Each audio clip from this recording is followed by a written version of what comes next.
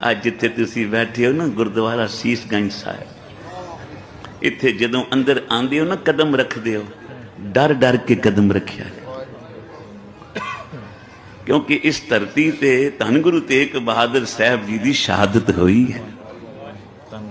ਇੱਥੇ ਸਦਾ ਸ਼ਹੀਦਾਂ ਦਾ ਪਹਿਰਾ ਹੈ। ਪਿਆਰ ਨਾਲ ਬੋਲੋ ਸ੍ਰੀ ਵਾਹਿਗੁਰੂ। ਇੱਥੇ ਭਾਈ ਮਤੀ ਦਾਸ, ਭਾਈ ਸਤੀ ਦਾਸ, ਭਾਈ ਦਿਆਲਾ ਜੀ, ਅਨੇਕਾਂ ਹੀ ਗੁਰੂ ਕੇ ਪਿਆਰਿਆਂ ਨੇ ਇੱਥੇ ਆ ਕੇ ਸਤਿਗੁਰੂ ਦੇ ਸਮੇਂ ਵਿੱਚ ਵੀ ਤੇ ਬਾਅਦ ਵਿੱਚ ਵੀ ਇੱਥੇ ਆ ਕੇ ਸ਼ਹਾਦਤਾਂ ਪਾਈਆਂ। ਇਸ ਵਾਸਤੇ ਇਹ ਮਹਾਨ ਤੀਰਥ ਹੈ ਗੁਰੂ ਤੇਗ ਬਹਾਦਰ ਸਾਹਿਬ ਜੀ ਦਾ ਇਹ ਪਵਿੱਤਰ ਸਥਾਨ।